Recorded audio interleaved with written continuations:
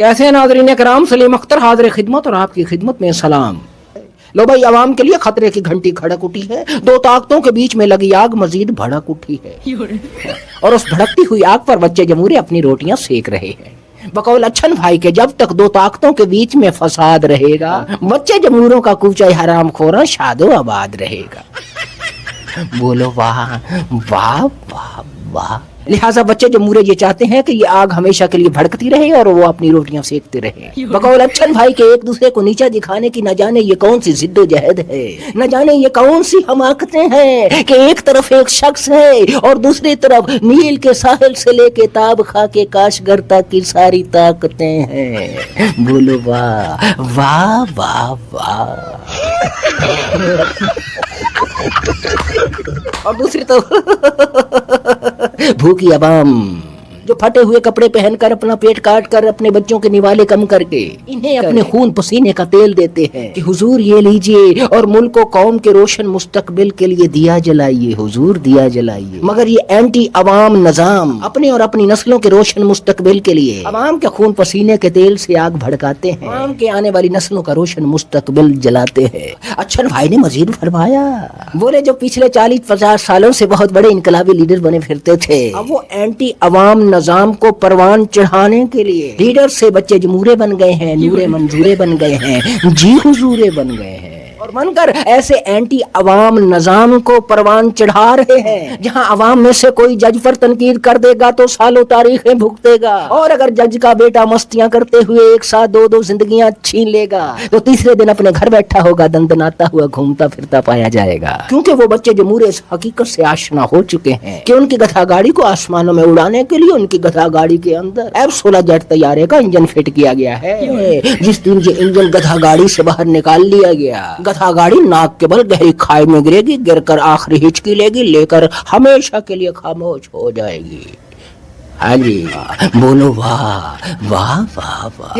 جو لیڈر کہلاتے تھے آج وہ اس اینٹی عوام نظام کو پروان چڑھانے میں لگے ہیں۔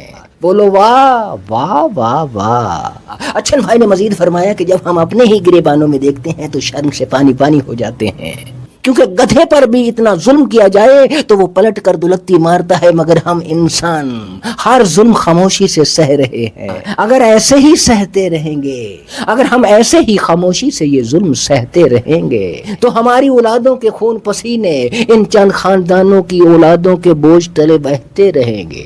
تو سجنوں میرے بھائیو بہنوں، پشاور میں کل جلسہ ہوا جہاں شاہد خٹک سمیت بہت سارے لوگوں نے بڑے سخت الفاظ استعمال کیا، حالانکہ انہوں نے بولا بھائی میاں دیکھو ہم گالی کا جواب گالی سے نہیں دے رہے، بتایا انہوں نے گالی کا جواب گالی سے نہیں دے رہے، لیکن انہوں نے جو سخت الفاظ پھر بھی استعمال کیے ہیں، انہوں نے کہا کہ بھائی یہ جو آپ گورنر راج کی دھمکیاں دے رہے ہیں نا، اپنے یہ جو سینیٹر اور اپنے یہ جو بچے جمہورے بٹھائے ہوئے ٹی وی پر 8 بجے بیٹھ جاتے ہیں، نہ ان کا کوئی سیاسی بیک گراؤنڈ ہے نہ کچھ ہے، تو ان کے ذریعے جو دھمکیاں لگا رہے ہو نا، دھمکیاں نہیں لگاؤ بھائی میاں میں، ہاں لگاؤ، اگر ہمت ہے تو گورنر راج لگاؤ، ہم دیکھتے ہیں، ہم اینٹ کا جواب پتھر سے دیں گے، بولے ہم سود سمیت بدلہ لیں گے۔ بھائی میاں دیکھ لو، یہ سخت الفاظ ہو رہے ہیں بھائی، یہ دونوں طرف یہ بیچ میں آگ لگی ہے بھائی میاں، اور اس آگ پر بچے جمہوری اپنی روٹیاں سیک رہے ہیں، کیونکہ ان کو پتا ہے کہ بھائی میاں یہی ایک آگ بچی ہے جس پر وہ اپنی روٹیاں سیک سکتے ہیں، لیکن اس کے بعد اگر یہ جیسے ہی آگ بجھ جائے گی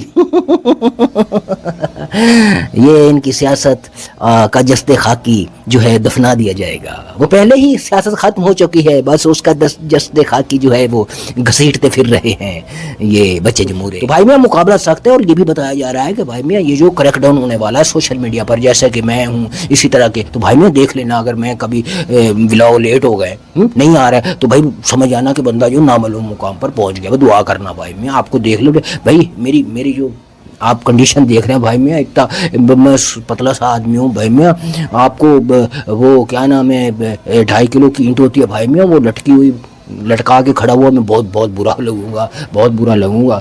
کبھی کبھی میں ایک کرسی پر بیٹھتا ہوں نا بھائی میاں، تو مجھے لگتا ہے کہ اچھا سردیوں میں چوٹ بہت زیادہ لگتی ہے، سردیوں میں بہت زیادہ چوٹ لگتی ہے بھائی میاں۔ کبھی کبھی تو میں کرسی پہ بیٹھتا ہوں تو مجھے کرسی چبھتی ہے، ہاں کرسی چبھتی ہے، تو میں پھر میں جب ادھر ادھر شکایت کرتا ہوں کہ بھائی یہ کرسی کیسی ہے، چبھ رہی ہے، تو وہ سب بتا رہے ہیں کرسی میں کوئی پرابلم نہیں ہے، یہ جو چبھ رہی ہیں یہ آپ کی اپنی ذاتی ہڈیاں ہے، تو بھائی میں یہ کنڈیشن ہے میری, مجھے بہت چوٹ لگے گی بھائی بھی اگر جوتے پڑے تو. تو بھائی میاں کمر کے نیچے جوتے پڑے تو بہت چوٹ لگے گی بھائی میاں. تو میرے لیے دعا کرنا. اور بہت سارے ٹاپک بھائی میاں اکٹھے ہو گئے ہیں. وہ ڈکی بھائی کو دیکھا, ڈکی بھائی کو بھائی میاں, وہ اس کو ہمیشہ میں برا کہتا رہتا تھا. ہمیشہ میں کہتا تھا کہ یہ معاشرے میں چھوٹے چھوٹے بچوں میں 17